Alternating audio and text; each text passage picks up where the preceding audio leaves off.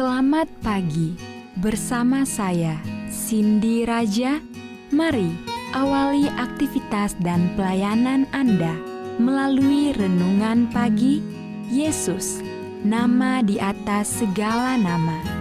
Yesus adalah Alfa dan Omega, pencipta langit dan bumi, pemberi setiap pemberian yang baik dan sempurna, dan pemikul beban besar kita. Kepada mereka yang hancur oleh dosa, Dia adalah juru selamat yang sempurna, perantara yang agung, perantara yang maha kuasa, dan kapten keselamatan kita. Ditulis oleh Ellen G. White bersama Pendeta Denny Kanajo. Selamat mendengarkan. Shalom. Selamat pagi para pendengar yang diberkati oleh Tuhan dimanapun Anda berada saat ini. Kita akan sama-sama mendengarkan firman Tuhan melalui audio renungan pagi pada tanggal 12 Januari 2024 dengan judul Kasih Kekal.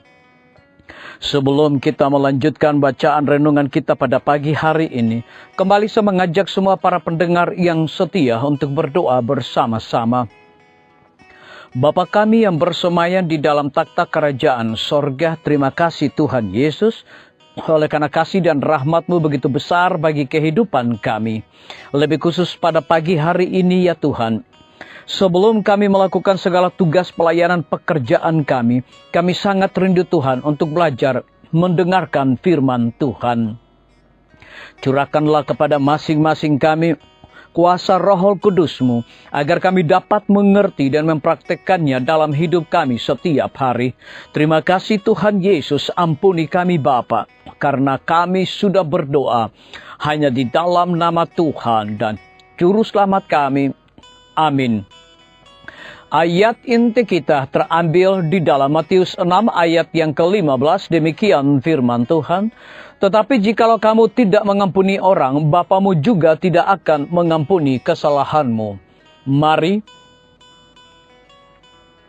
kita mengikuti penjelasannya. Apabila seorang berpaling jauh dari kelemahan-kelemahan manusia untuk memandang Yesus, suatu perubahan terjadi dalam tabiat. Roh Kristus yang bekerja dalam hati menyesuaikannya kepada petahnya. Dan hendaklah menjadi usahamu untuk meninggikan Yesus. Hendaklah mata pikiran diarahkan kepada anak domba Allah yang menghapus dosa dunia. Yohanes pasal yang pertama ayat yang ke-29. Dan bila mana engkau menggabungkan diri dalam pekerjaan ini, ingatlah bahwa barang siapa membuat orang berdosa berbalik dari jalannya yang sesat, ia akan menyelamatkan jiwa orang itu dari maut dan menutupi banyak dosa. Yakobus 5 ayat yang ke-20. Tetapi jika kamu tidak mengampuni orang, Bapamu juga tidak akan mengampuni kesalahanmu. Matius 6 ayat yang ke-15. Tidak ada yang dapat membenarkan roh yang tidak suka mengampuni.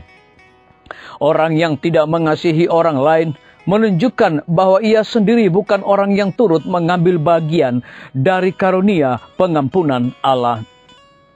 Dalam pengampunan Allah, hati orang yang bersalah ditarik dekat ke hati yang besar dari kasih yang kekal. Pengasihan ilahi yang melimpah mengalir ke dalam jiwanya orang berdosa, dan dari dia mengalir ke jiwa-jiwa orang lain. Kelembutan dan pengasihan yang telah ditunjukkan Kristus dalam hidupnya sendiri yang berharga itu akan terlibat dalam diri orang yang menjadi peserta karunia-Nya. Tetapi jika orang tidak memiliki roh Kristus, ia bukan milik Kristus. Roma pasal yang ke-8 ayat yang ke-9. Ia menjauh dari Allah, menjadikan perpisahan yang kekal dari Dia. Adalah benar bahwa ia barangkali pernah menerima pengampunan, tetapi rohnya yang tidak berpengasihan menunjukkan bahwa ia sekarang menolak kasih Allah yang mengampuni. Ia telah memisahkan dirinya dari Allah dan berada dalam keadaan yang sama. seperti sebelum ia diampuni. Ia telah menolak pertobatannya, dan dosa-dosanya berada di atas dia, seperti ia belum bertobat. Tetapi pelajaran penting dari perumpamaan ini terletak dalam perbandingan di antara pengasihan Allah dan kekerasan hati manusia. Dalam kenyataan bahwa pengasihan pengampunan Allah harus menjadi ukuran terhadap dirinya sendiri. Kita tidak diampuni sebab kita mengampuni, tetapi sebagaimana kita mengampuni. Dasar dari segala pengampunan terdapat dalam kasih Allah yang tidak berdasarkan jasa, tetapi oleh sikap kita terhadap orang lain. Kita tunjukkan apakah kita sudah menjadikan kasih itu milik kita. Disalin dari buku Seri Membina Keluarga, Jilid 5, halaman 188. Renungkan lebih dalam. Apakah saya cenderung menilai dosa, melihat beberapa orang lebih buruk dari yang lain? Bagaimanakah kecenderungan ini memengaruhi kemampuan saya untuk mengampuni dosa yang mungkin bukan kesalahan saya? Biarlah bacaan renungan kita saat ini akan menjadi berkat bagi kita semua. Kembali saya mengajak semua para pendengar yang setia untuk berdoa bersama-sama. Bapa kami yang bersemayam di dalam takhta kerajaan sorga, terima kasih Tuhan Yesus. Oleh karena firman-Mu pada pagi hari ini memberikan kekuatan sukacita dan berkat rohani bagi masing-masing kami. Lebih daripada itu ya Bapa, hamba-Mu berdoa untuk pemerintah kami. Tuhan memberkati Bapak Presiden bersama Wakil Presiden, para menteri dan seluruh stafnya, Bapak Gubernur bersama wakil dan jajarannya, Bapak Wali Kota bersama wakil dan jajarannya, Bapak Bupati bersama wakil dan jajarannya, camat dan seluruh stafnya, kepala desa, lurah, RT, RW, dimanapun mereka berada saat ini. Lindungi mereka Tuhan, pelihara mereka, curahkan hikmat pengetahuan sorga selalu, agar mereka dapat menjalankan roda pemerintahan di tengah-tengah berjalannya tahun politik dan pesta demokrasi yang akan berlangsung. Biarlah semua dapat dijalankan sesuai dengan amanah dan titah daripada Tuhan sendiri.